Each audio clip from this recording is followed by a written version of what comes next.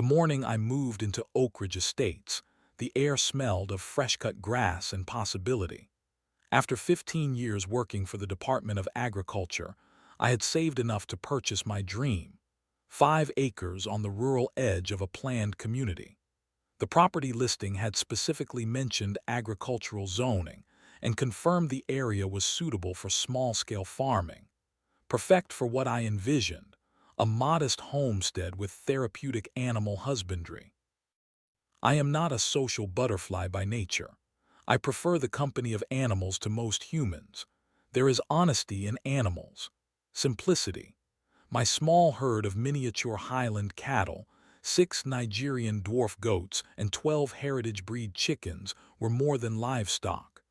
They were my counterbalance to the bureaucracy and politics I navigated in my professional life as the state agricultural director. The animals arrived 1 week after I did. I had prepared their spaces meticulously. The barn, though not large, was immaculate. The pasture had been sectioned with proper fencing. The chicken coop featured solar-powered doors and predator-proof construction.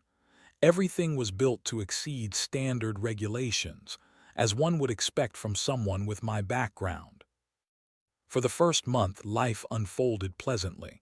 I established routines: wake at dawn, feed the animals, handle emails before heading to my office in the capital, return home to evening chores and the therapeutic rhythm of farm life. The neighbors seemed cordial if distant. An elderly couple 2 doors down admired my highlands through the fence one evening. "Beautiful creatures," the man had commented, "so docile for their impressive appearance." Children sometimes gathered at the edge of my property after school, giggling as the goats performed their caprine acrobatics. I did not mind. There is value in connecting young people to agricultural realities, even superficially. I would nod acknowledgement but rarely engaged beyond that. My private nature was not rudeness, simply my character. Then the letter arrived. Official HOA letterhead, formal tone. It cited non-compliant agricultural structures and unauthorized livestock presence within community boundaries. The language was bureaucratically vague yet ominous in implication. I was instructed to rectify the situation immediately or face escalating penalties. This made no sense. I had researched thoroughly before purchasing. The property was zoned for agricultural use, explicitly so. I had verified this with county offices and obtained all necessary permits. Something was wrong. I drafted a response with attached documentation, zoning certificates, property classification papers, livestock registration, and hand-delivered it to the HOA office the following morning. The receptionist, a woman with artificially brightened smile, accepted my envelope without comment. "The board will review your concerns," she said mechanically. 2 days later, a second letter arrived, this one more tersely worded. "Prior notification stands. Agricultural activities not permitted under Section 12.3 of Community Guidelines. Compliance expected within 14 days. They had not even addressed my documentation. I attempted calling the HOA president directly. His assistant informed me he was unavailable for individual concerns, but would note my call. That evening I noticed a woman photographing my property from the road. She made no attempt to hide her actions.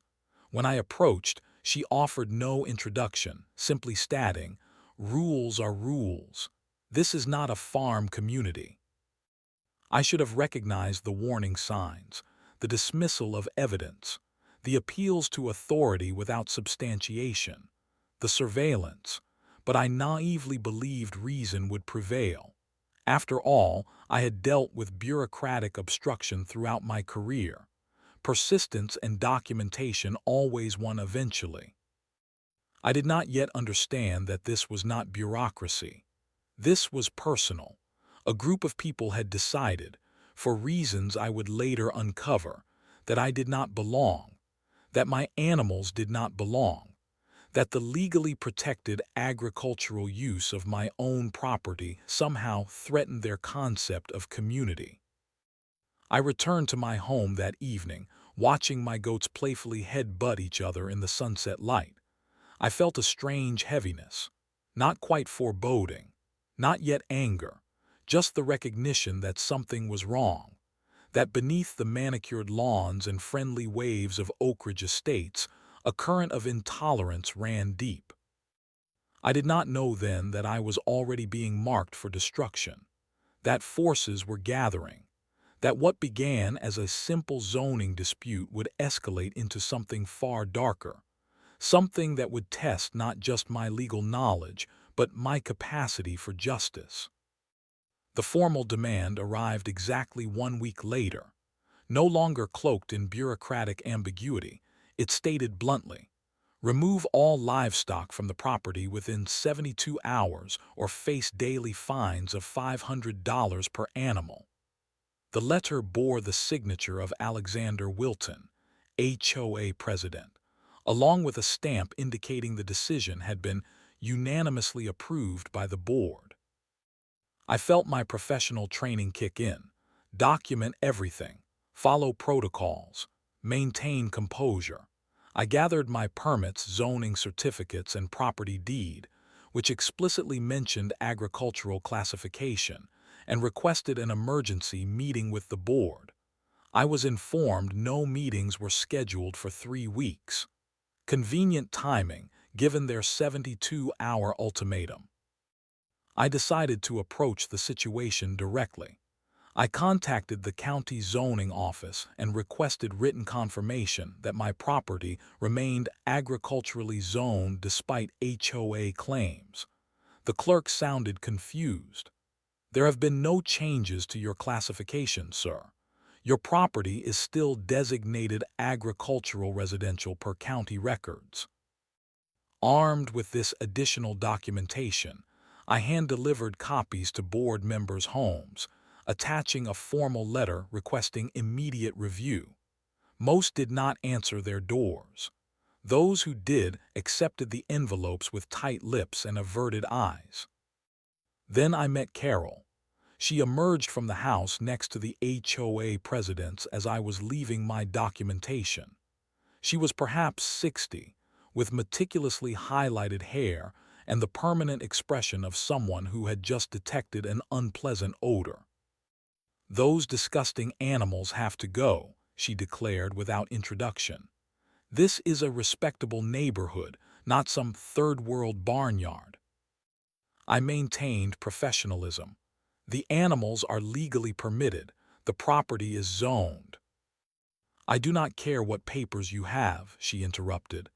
"We have standards here. Those animals smell. They make noise. They are unsightly and unsanitary. The board has spoken." That was when I began to understand. This was not about zoning or regulations. This was about prejudice, about control, about a specific vision of suburban perfection that existed only in the minds of people like Carol. The harassment escalated rapidly. Anonymous notes appeared in my mailbox. "Animal abuser," one declared in heavy black marker. "Slum farmer," stated another. My security cameras captured people deliberately driving by at night, honking horns, disturbing the animals they supposedly found so disruptive. False complaints multiplied. Noise violations for animals that were silent. Smell complaints despite my meticulous waste management system. Reports of dangerous conditions that existed only in imagination. Each morning, I would find new violation notices staked into my lawn, each more absurd than the last. Unauthorized vegetation referred to my state-approved native pollinator garden. Improper water usage targeted my EPA-compliant rainwater collection system. Structural noncompliance cited the historically accurate barn design that had been approved in my initial property plans. The constant intrusions began affecting my animals. The goats, normally playful and curious, became skittish. The hens reduced their laying. Even my docile Highland cows showed signs of stress, unusual vigilance, decreased appetite. Animals sense hostility, even when it comes disguised as community standards enforcement. One evening, I caught Carol photographing my composting area from my actual property, not the street. She had entered private land without permission. "You are trespassing," I informed her calmly. She snorted derisively. "Collecting evidence. The board needs to see the filth you are bringing to our community. Please leave my property immediately. Or what? You will call the police. They are on our side. My nephew is a deputy." That was the first explicit threat, the first indication that this battle extended beyond paperwork and procedures, that it had connections to local authority. I installed additional security cameras, documented every interaction, kept meticulous records of all communications. I even set up live streams of my animal areas to demonstrate the cleanliness and proper management of my farm. None of it mattered. The decision had been made before any evidence was considered. The daily fines began accumulating. Notices arrived threatening legal action. The HOA president sent a certified letter mentioning their attorney's involvement. The pressure was constant, grinding, deliberate. They expected me to break, to surrender, to accept their authority regardless of legal standing. What they did not expect was my patience, my documentation, my understanding of agricultural law that exceeded their superficial community guidelines, and most importantly, what they did not yet know, who they were actually fighting. But neither did I anticipate their next move, the nuclear option that would transform this neighborhood dispute into something far more sinister. Tuesday, October 12th began normally. I completed morning feeding, checked water levels, and administered medication to one of my older goats who had been battling a minor respiratory issue. Sunrise cast long shadows across the pasture as I scratched behind the ears of my favorite Highland cow, Maple. Her gentle eyes closed in contentment. "I will see you this evening," I told her, a ritual promise I had no idea would be broken. I left for work at 7:15 a.m. Staff meetings, budget reviews, agricultural policy discussions, a normal day at the department. I sent a text message to my property camera system at lunch, checking on the animals. Everything appeared normal, peaceful. At 3:47 p.m., my phone began vibrating with alerts. Motion detection, multiple figures on the property. I accessed the camera feed to see official vehicles parked along my driveway, animal control vans, police cruisers, a county health department truck, and walking purposefully toward my barn, leading the procession, was Carol, clipboard in hand. I immediately called my neighbor across the street, the only person who had consistently remained neutral in the conflict. "What is happening at my house?" I asked, already running to my car. "They are taking the animals," he said, voice low. "They have papers. Police are blocking anyone from interfering." I drove 97 miles in 68 minutes. I violated speed limits. I ran yellow lights. I called the county sheriff, my attorney, animal control headquarters. No one answered or returned calls. I arrived to find my gate open, official vehicles departing, and Carol standing on my driveway with Alexander Wilton, the HOA president. Both wore expressions of satisfaction so naked, so triumphant, it momentarily stunned me. I ran past them toward the barn, empty stalls, scattered hay, gates hanging open, water troughs knocked over. The chicken coop stood vacant, wire door bent from forceful entry. The silence was deafening. No bleating, no clucking, no soft lowing of maple greeting my return. "What have you done?" I turned to face them, my voice barely audible. Alexander stepped forward, extending an official-looking document. Court-approved removal of nuisance animals. Health Department condemned the structures. Everything has been properly processed. I snatched the paper. A temporary order citing emergency conditions and imminent health hazards. Signed by Judge William Parsons, a name I would later discover was Carol's brother-in-law. "Where are my animals?" I demanded. Carol's smile widened. "County facility, where they should have been all along." I drove immediately to the Animal Control Center, closed for the day. A security guard informed me no livestock had been brought in that afternoon. "Maybe try the large animal shelter in Westfield," he suggested. Westfield's facility was also closed. No one answered their emergency line. I spent the night calling every agricultural authority, animal welfare organization, and county office in a 50-mile radius. No one had information. No one had seen my animals. I returned home at dawn, exhausted and frantic. A certified letter waited in my mailbox, county letterhead. I tore it open on my porch steps, hands shaking. The clinical language did nothing to soften the horror. Following examination by county veterinarians, the seized animals were determined to present significant health risks to the community. Pursuant to County Code 816-3, humane euthanasia was performed at 7:30 p.m. on Tuesday, October 12th. The world tilted sideways. Maple, the goats, my heritage hens, all destroyed, not because they were ill, they were not. Not because they posed any actual risk, they did not.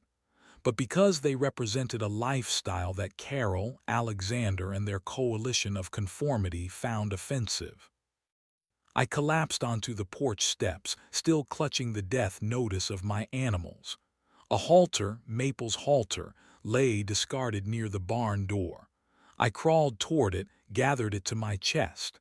The familiar scent of her remained on the leather. My neighbors watched from their driveways.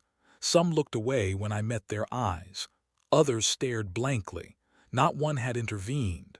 Not one had questioned the proceedings. Not one had called to warn me. I had experienced professional setbacks before. I had faced opposition and obstruction in my career. But this was different. This was methodical cruelty masquerading as procedure. This was the abuse of power for the sake of aesthetic preference. This was the destruction of living beings to enforce arbitrary standards of suburban propriety. I did not scream. I did not rage. Those emotions would come later.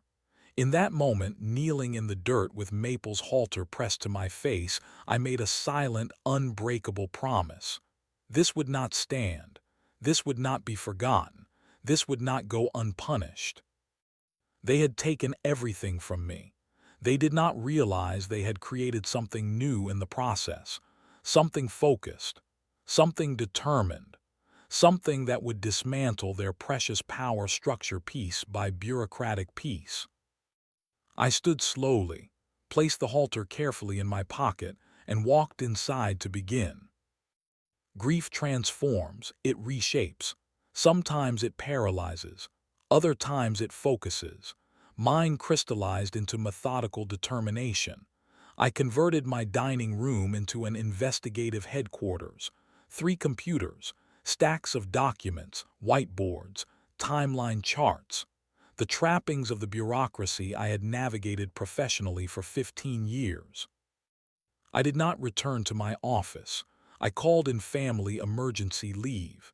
In a sense, it was not a lie. My animals were family. Their loss was devastating, but now was not the time for processing emotion. Now was the time for evidence. I began with documentation. Every letter, every notice, every communication. I organized them chronologically, photographed them, created certified copies. I retrieved security footage showing HOA members on my property without permission. I collected statements from delivery personnel who had witnessed harassment. I recorded conversations with the few neighbors willing to speak honestly about the board's targeting. The legal flaws were numerous and flagrant. The HOA had conducted votes without proper quorum. They had modified bylaws without required resident notification. They had issued fines without following their own prescribed warning procedures. They had entered private property without consent. They had falsified inspection reports. The list expanded daily. I pulled property records for the entire neighborhood, cross-referenced them with HOA board appointments, found patterns of nepotism and self-dealing that stretched back 7 years. Alexander Wilton had approved landscaping contracts for his brother's company at rates 40% above market value. Carol's daughter had received HOA legal work despite having been censured twice by the state bar. Public records revealed more. The emergency health declaration had been processed without required site inspection. The court order had been signed without evidentiary hearing. Judge William Parsons had ruled on 26 previous HOA enforcement actions, all in favor of the board, all without proper procedure. Then I found the connection. Carol Harrington, born Carol Parsons, sister of Judge William Parsons, former sister-in-law of Alexander Wilton, the triumvirate of power that had orchestrated the seizure and destruction of my animals was bound by blood and failed marriages. My friend Alina, an attorney specializing in property law, reviewed my findings. Her office was cluttered but organized, much like her thinking. She flipped through my documentation, expression growing increasingly grim. "This is beyond HOA overreach," she stated flatly. "This is criminal conspiracy, abuse of process, potential animal cruelty charges, certainly ethical violations for the judge. You have a case, a strong one." "I do not want just damages," I replied. "I want justice." Elena removed her glasses. "What exactly does justice look like to you?" I considered the question carefully. Financial compensation could not restore Maple or the others. Procedural penalties seemed insufficient for the magnitude of the wrong. Simple litigation felt hollow. I want them removed from power. I want their system dismantled. I want to ensure they never do this to anyone else. Elena nodded slowly. "Then you need leverage, something public, something irrefutable, something that forces action beyond civil penalties." I returned home to continue my investigation. The pattern of abuse extended beyond my case.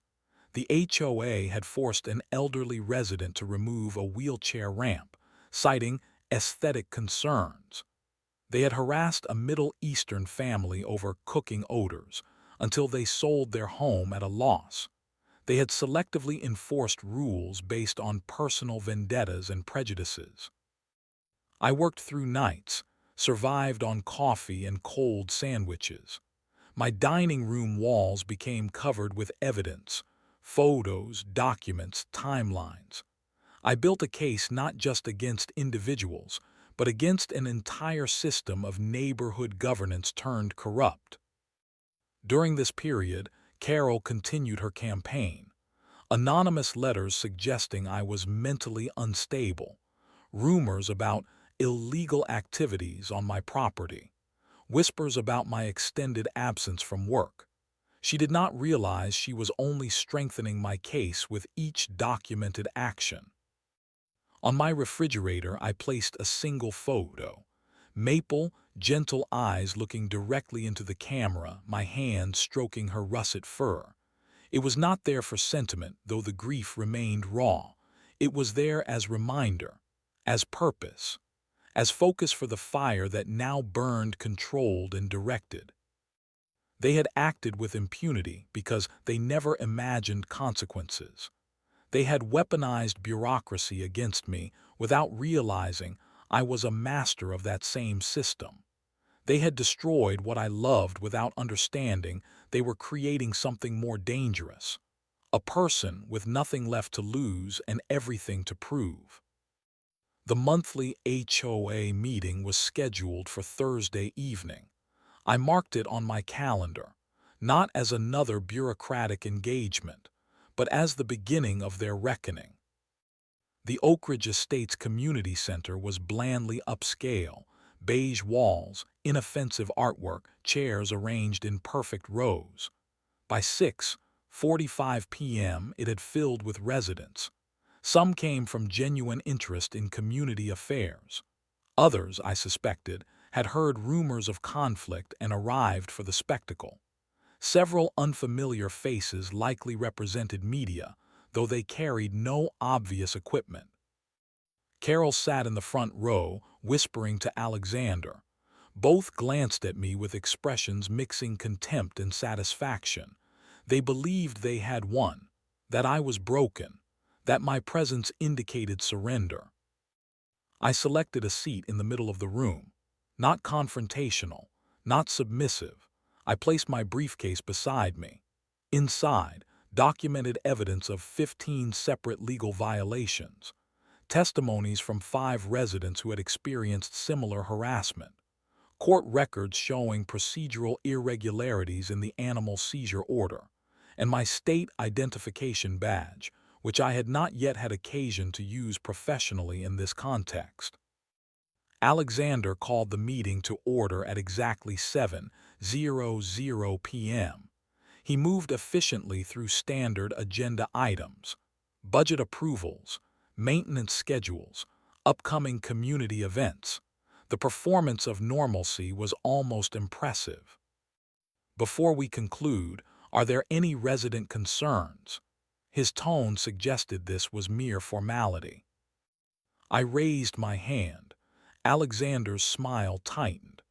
The board recognizes the resident from lot 156. I stood, the room quieted. I did not immediately speak, instead slowly placing my documentation on the table at the front of the room, deliberately, methodically, establishing presence. My name is, I began. We know who you are, Carol interrupted. The troublemaker with the illegal farm.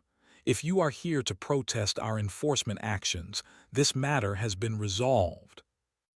Alexander cleared his throat. Please be brief. We have a full agenda. I nodded agreeably.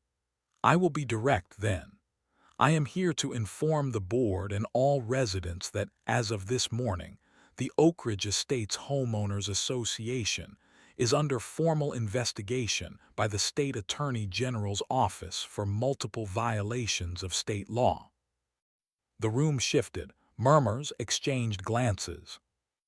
Additionally, I continued, I am here in my professional capacity as the State Agricultural Director to notify you that your actions against legally protected agricultural usage constitute violations of State Code 4732 through 4739. I removed my official identification from my briefcase and placed it on the table. The silence deepened. For those unfamiliar with my position, I oversee all agricultural policy implementation for this state. I advise the governor on rural affairs. I audit compliance with agricultural protection statutes, and I maintain direct liaison with federal agencies regarding animal welfare enforcement. Carol's face had transformed. The superior smile collapsed into open-mouthed shock. Alexander attempted intervention. This is inappropriate. You cannot use your position to. I am not using my position, Mr. Wilton. I am executing my responsibilities under it. Your board illegally seized and destroyed animals protected under state agricultural statutes. You processed falsified health reports.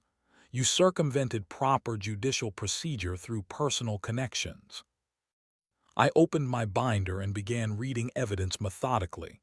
Dates, times, specific violations, names of those involved. The room remained utterly silent except for my voice and the occasional sound of papers being turned. The preliminary investigation has identified 67 separate legal violations committed by this board, 17 ethical breaches, 9 potential criminal charges. Board member Diane Jenkins stood abruptly and walked out without comment. Board Secretary Thomas Wilkins began texting frantically under the table. Alexander repeatedly attempted to interrupt, but each time I simply raised the volume of my evidence presentation slightly. Carol finally erupted. "This is harassment. You are abusing your position." I turned to her directly. "No, Ms. Harrington. Harassment was coordinating with your brother, Judge Parsons, to issue an illegal seizure order. Abuse was having my animals destroyed without proper evaluation. What I am doing is called accountability." I continued through my evidence for precisely 22 minutes. By then, 3 board members had departed. Alexander sat ashen-faced, no longer attempting interruptions. The residents who remained looked shell-shocked, many taking notes or recording on phones. I closed my binder. "State investigators will contact each of you regarding testimony. I suggest honesty. The penalties for obstruction are significant." I returned to my seat, heartbeat steady. The meeting room had transformed. No longer a space of arbitrary authority, but the beginning of its undoing. The following morning, 3 unmarked vehicles arrived at the community center. State investigators in professional attire. They carried subpoenas for HOA financial records, preservation orders for electronic communications. The systematic dismantling had begun. I received a call from the Deputy Attorney General by noon. "Your documentation was comprehensive," she said, professional admiration evident in her tone. "We have assigned a special investigator to the case. The agricultural violations alone justify intervention, but the judicial misconduct aspects are particularly concerning." Local media arrived by afternoon. Not major networks, but determined local journalists who recognized the elements of compelling scandal, power abuse, animal cruelty, judicial corruption. Cameras captured investigators removing boxes of documents from Alexander's home office. The visual symbolism was unmistakable. The state's Agriculture Department, my employer, issued a formal statement by evening. "The department is investigating serious allegations regarding improper seizure and destruction of legally protected livestock. The actions described represent potential violations of multiple state statutes designed to protect agricultural interests." Carol attempted damage control through neighborhood email chains and social media posts. She claimed victimhood. She portrayed herself as defender of community standards being persecuted by government overreach. Her narrative collapsed when anonymous sources provided journalists with recordings of her making explicitly discriminatory statements about my farming practices. "People like that should stay in the country where they belong," her voice declared clearly in audio played on evening news. "This is not some backward rural area. We have standards." The HOA attorney withdrew representation 48 hours after the investigation began, citing irreconcilable differences regarding proper governance procedures.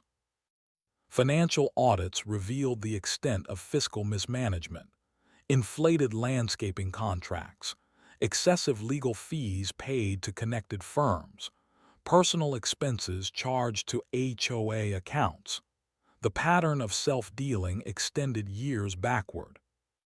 Alexander resigned as president on day 3 of the investigation.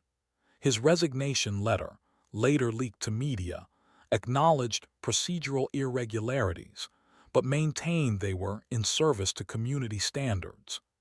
His attempt at dignified exit collapsed when state investigators filed for a freeze on HOA accounts based on evidence of embezzlement. Judge William Parsons recused himself from all HOA-related cases pending judicial ethics review. The court administrator announced examination of all previous rulings involving Oak Ridge Estates. The systemic corruption was unraveling thread by bureaucratic thread. Throughout this period, my phone rang constantly, reporters seeking statements, attorneys offering representation, government officials requesting information. I responded selectively, provided documentation when appropriate, declined comment when strategic. More significant were the neighbors. The elderly couple who had admired my Highlands brought homemade bread. We were afraid to speak up, the wife admitted, eyes downcast. They targeted anyone who challenged them. The young family 3 doors down stopped by with their children. "We loved seeing your animals," the mother said. "The kids cried when they disappeared. We should have said something." Even residents who had no particular interest in agriculture expressed support. "They went after the Patels last year over their garden," one man told me. "Nothing wrong with it. Just Carol didn't like the foreign vegetables they were growing. Nobody stood up then either." These interactions revealed the deeper damage, not just to me and my animals, but to the fabric of the community itself. The HOA regime had cultivated fear, had punished individuality, had enforced not just rules but a narrow vision of acceptable existence. 7 days after the HOA meeting, Carol's husband listed their house for sale. She had been photographed leaving the Attorney General's office, face concealed behind large sunglasses. The visual became a symbol of accountability in local coverage. That same day, I received an official letter from the State Agricultural Commission. They had approved emergency funding for a small-scale agricultural protection initiative, with my property designated as pilot site. The practical effect: financial support to rebuild what had been destroyed. The symbolic message: official recognition of the wrong and commitment to restoration. The community began to exhale collectively. Residents spoke more freely, exchanged actual opinions rather than approved talking points. Small acts of individuality emerged: yard art previously prohibited, garden experiments, children's playsets that violated the uniform aesthetic. My property remained empty. No animals grazed the pasture. The barn stood silent, but purpose had replaced paralysis. The path forward was clearing. Justice, while unable to resurrect Maple and the others, would ensure their destruction created lasting change. And in that change, perhaps, a form of memorialization more meaningful than mere compensation. The first physical act of rebuilding began with fence posts. I drove each one personally into soil still haunted by absent hoofprints. Each post represented more than boundary; it was declaration. This land would again serve its intended purpose, despite those who had attempted to redefine it. The barn required structural assessment. The animal control team had damaged support beams during their raid, had broken latches and hinges in their haste, had left a facility designed with care in a state of disarray bordering on hazardous. I hired local contractors deliberately, people from agricultural backgrounds who understood the specialized needs of animal housing. They worked with efficiency born of practical knowledge. Several refused payment. "This is principle," one weathered carpenter stated simply. What happened was wrong. As physical reconstruction progressed, so did systemic change. The state legislature introduced Bill SB 147, the Agricultural Land Use Protection Act.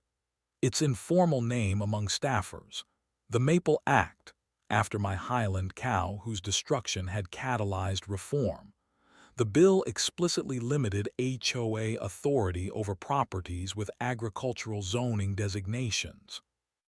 Local animal rescue organizations contacted me as news of reconstruction spread. A sanctuary had 3 Highland cattle needing placement, seniors whose owner had died. The symmetry seemed appropriate. Not replacements for Maple and the others. Nothing could replace them, but continuation of purpose. The Nigerian Dwarf Goat Association reached out regarding a small herd rescued from neglect. They need experienced care, the coordinator explained. Someone who understands their specific needs. The implied recognition of my qualifications was both professional validation and emotional balm. The Heritage Poultry Conservancy offered rare breed chicks, the same varieties I had maintained previously. Your protection of agricultural diversity aligns with our mission, their letter stated. We would be honored to support your rebuilding efforts. The animals arrived in stages. First the hens, small and vulnerable, requiring immediate attention. Their chatter slowly refilled the silence that had haunted the coop. Next came the goats, cautious in new surroundings but gradually reclaiming climbing structures and play areas. Finally, the Highland cattle, 3 elderly females with gentle eyes reminiscent of Maple. They explored pasture boundaries with dignified deliberation. Community involvement expanded beyond expectation. The local 4-H club requested permission to visit as educational opportunity. Schools arranged field trips. Agricultural students from the state university volunteered assistance with infrastructure improvements. More surprising were the neighbors. The transformation was remarkable. People who had remained silent during the HOA campaign now appeared with offers of help. Some brought building supplies. Others volunteered labor. Many simply wanted to witness the restoration, to be part of something reconstructive rather than destructive. Carol's house sold quickly, substantially below market value. Alexander relocated without farewell. Judge Parsons announced early retirement amid continuing ethics investigation. The power structure that had seemed so formidable dissipated when exposed to scrutiny and accountability. The new HOA board, elected through properly monitored procedures, approached me with formal apology and request for agricultural advisory input. "We want to ensure this never happens again," the new president stated. "Would you consider helping establish appropriate guidelines for properties like yours?" I agreed conditionally. My terms were specific: written acknowledgement of previous wrongs, institutional safeguards against future overreach, regular agricultural education components in community meetings. They accepted without hesitation. The balance of power fundamentally altered. 6 months after the animals were taken, I organized a community event. Not a grand opening or celebration, but a dedication. "Justice Farm," read the simple sign installed at my gate. Beneath it, a smaller plaque listed the names of each animal destroyed in the HOA action: Maple, Felix, Clementine. Each one remembered not as livestock but as individuals whose lives had meaning. The event drew unexpected attendance. Residents, media, agricultural advocates, government officials. Even the Deputy Attorney General appeared briefly, her presence signaling ongoing commitment to accountability.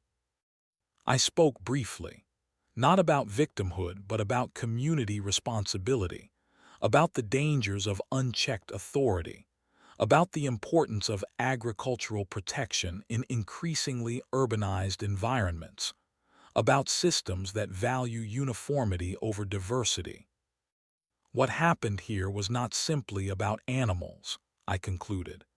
It was about what kind of community we choose to build, one that demands conformity through fear, or one that embraces diversity through understanding.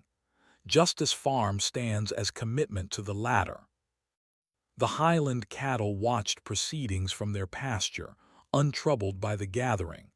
The goats performed their acrobatics for delighted children. The hens scratched contentedly in fresh straw, life continuing despite those who had attempted to silence it.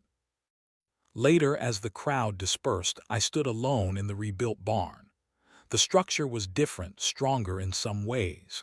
The animals were different, not replacements, but new beings with their own personalities and needs. I was different, more vigilant, more determined, more aware of both institutional power and the means to challenge it. They had taken my animals to silence me. Instead, they had given me a voice that carried beyond property boundaries, beyond neighborhood disputes, into legislative chambers and policy discussions. They had tried to enforce their narrow vision of community. Instead, they had catalyzed a broader, more inclusive definition. They took my animals, so I took their power and built something better in its place.